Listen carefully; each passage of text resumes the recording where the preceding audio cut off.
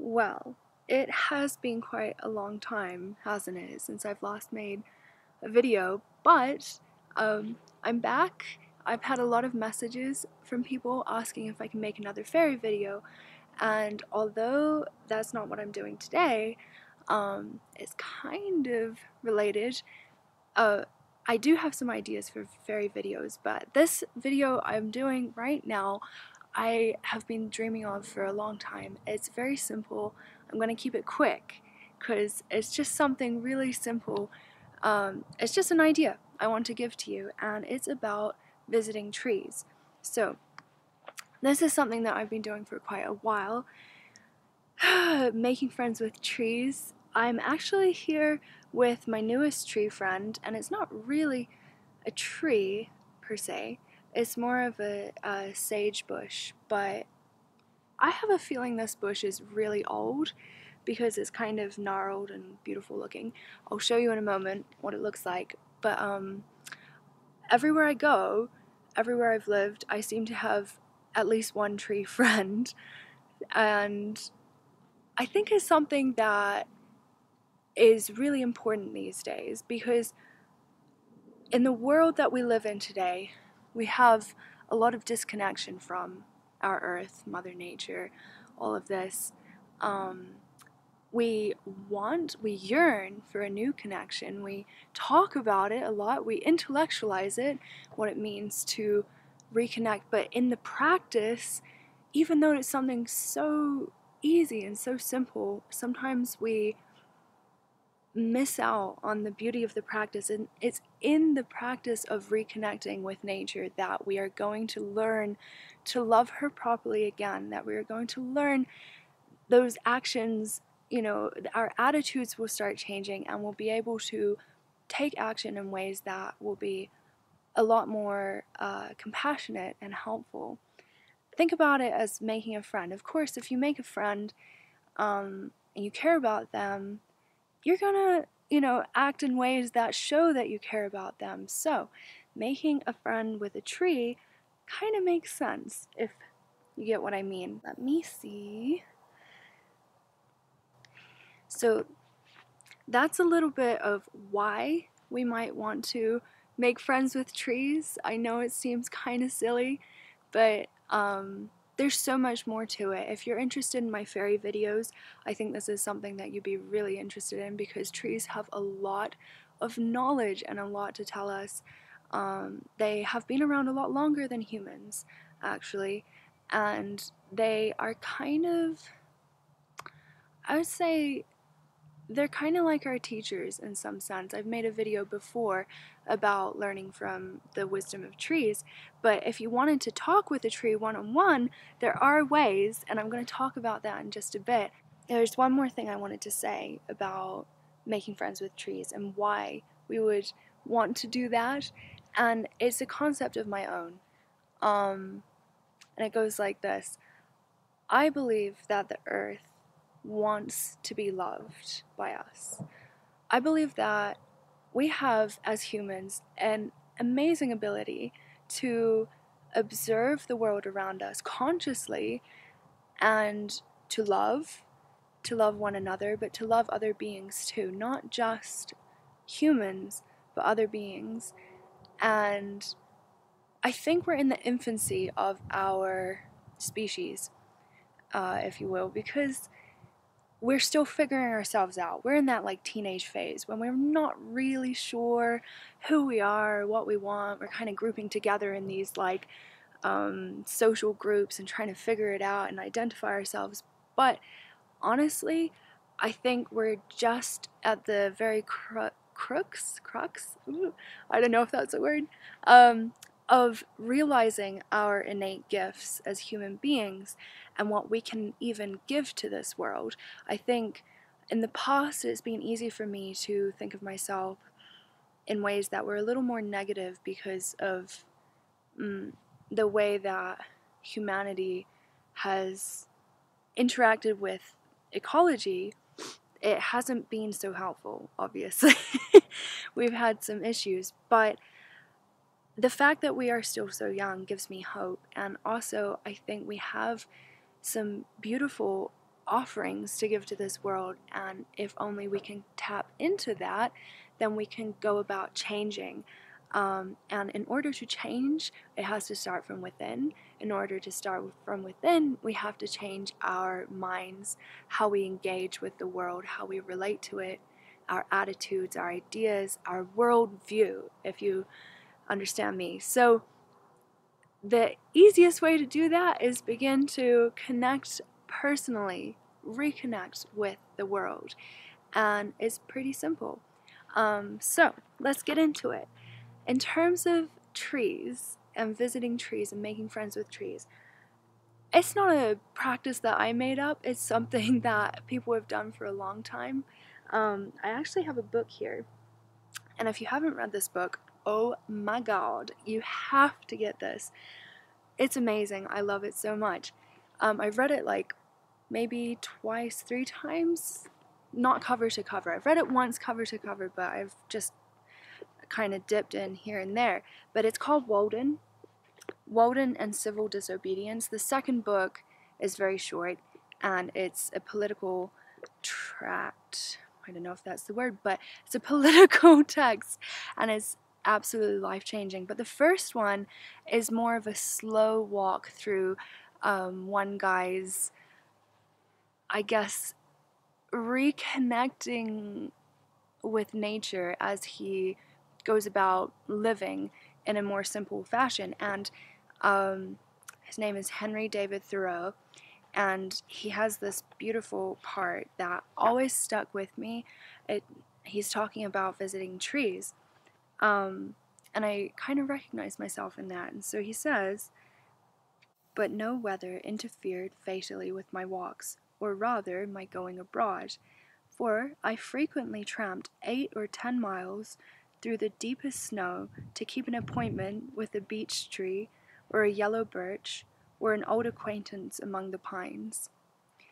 And something about that little quote right there struck me, because it essentially gives life and a being to the tree, a beingness that we don't often recognize in plants. And there's so much more I could say about that, but that's for another time. But essentially, in recognizing the beingness of at least one tree, we can then go about kind of caring and finding compassion in ourselves for that being. I'm looking at this little guy right now, and you know, even just on a few visits, I've formed a connection with this sage bush tree thing because it feels so familiar now. So let's talk about what it means to visit a tree and how you might go about that. As I said, very easy, pretty self-explanatory, but I'll kind of lay it out for you just so, you know, if you're curious, you might have an idea. So number 1, choose a tree that is near you. Choose one close by, like one that you've seen before, one that's easy to get to. I mean, it doesn't have to be, but choose one that you can kind of visit more often. That way you can form more of a relationship with that tree. And then, second step, visit it often. That doesn't have to mean, you know, like all the time, but I would say like at least in each season, go visit that tree, see what's happening in that season, become familiar with it in the cycles of its life, because in that sense you'll kind of get to know it in a more intimate fashion. And you can also, using this, reconnect with, ooh, hello, I think there's like a bee. That's okay. You can also reconnect with the cycles and the seasons through that tree. So you have a tree in mind, but you're wondering what you're doing. And really, honestly, I would say just go and sit by the tree or in it. If you can climb it without hurting the branches, please do, because, and I'm saying here, like, choose ones that are less frequented, because I know bark wears away over time if you're climbing it all the time and all kinds of things. But if you know you can climb that tree, honestly, it's such a beautiful gift. And remember what I said about trees and nature and other beings wanting to be loved upon. I mean, there is something in that. Like, you have to experience it for yourself to kind of understand, but really, honestly, I feel like they want to be seen and loved and even climbed in. But just even sitting beneath the tree and listening and kind of slowing down is a huge step. So there you go. It's pretty simple. I have a few other things that I wanted to talk about. What the heck are you doing? It's a fly. Sitting like that with a tree and just listening is honestly a huge step into being able to talk with that tree and get to know it a little better, because there's several reasons. I think number one, trees, this is another theory of mine. Trees possibly talk in a language that is a little slower than ours and is certainly a little different than ours. The language of trees is many. So there's, let's see, how do I explain this? There's the visions that one can have, say if you're more attuned with these things, and you might be able to have a conversation with the spirit of that tree, and that will happen in a very human way. But the language of trees doesn't necessarily have to be human in that sense. We can kind of adapt to try and understand their language instead of talking so much in our language. And that's where visiting in different seasons comes in, because you can kind of begin to understand the rhythms of the tree. I think there's like a central heartbeat, a living pulse, and it changes as the seasons go along. Just sitting there the same way Buddha did underneath a Bodhi tree, I think it's a Bodhi tree, is a huge step into kind of opening up and seeing what comes of it, because I cannot tell you what kind of conversation you're going to get or what kind of relationship and connection you're going to feel. I can tell you about some of my past experiences, but it doesn't necessarily mean that they're going to be the same for you. For instance, I have a very good relationship with a tree that is at an old house. We moved recently. It's around the old house. It's actually in somebody else's backyard.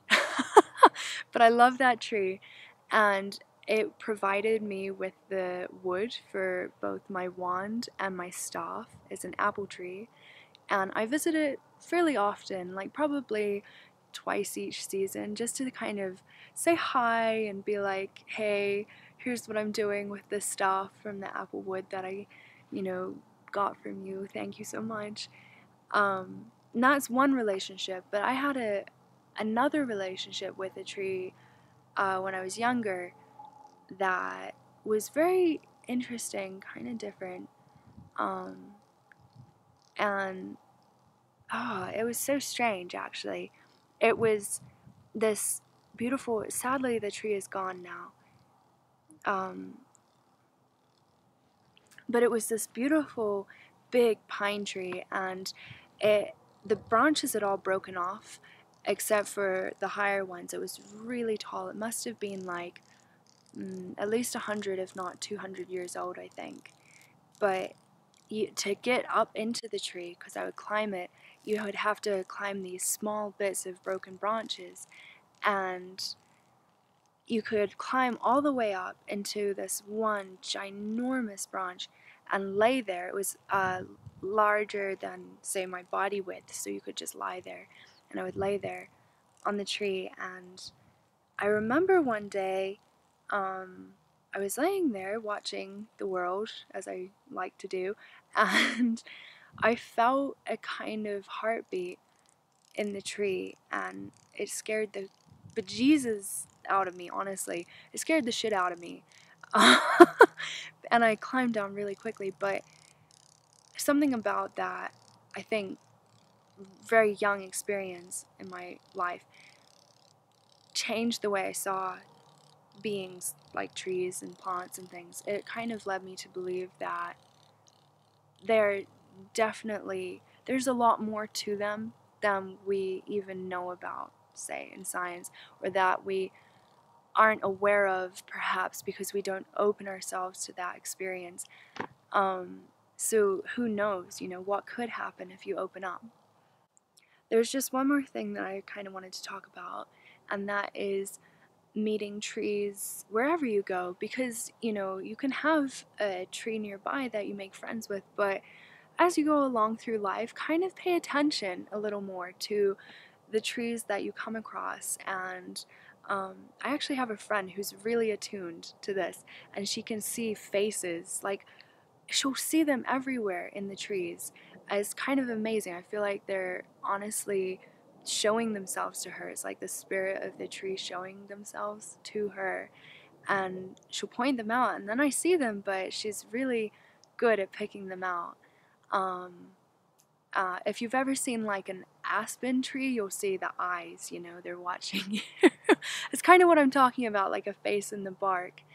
But I wanted to talk also about this idea of asking permission too. So really beginning to have a reverence for these beings and a respect, even, because I think we're so used to just barging ahead and kind of saying like, hey, this is what I want, so of course it's what goes and what everyone else wants. But to really begin to have a conversation, we must meet in the middle. There's a dialogue there, and that could mean following some of the old practices that witches would use. For instance, if you're harvesting something from the tree, be it wood, be it fruit, anything like that, begin to actually ask the tree for permission and listen, feel out the answer,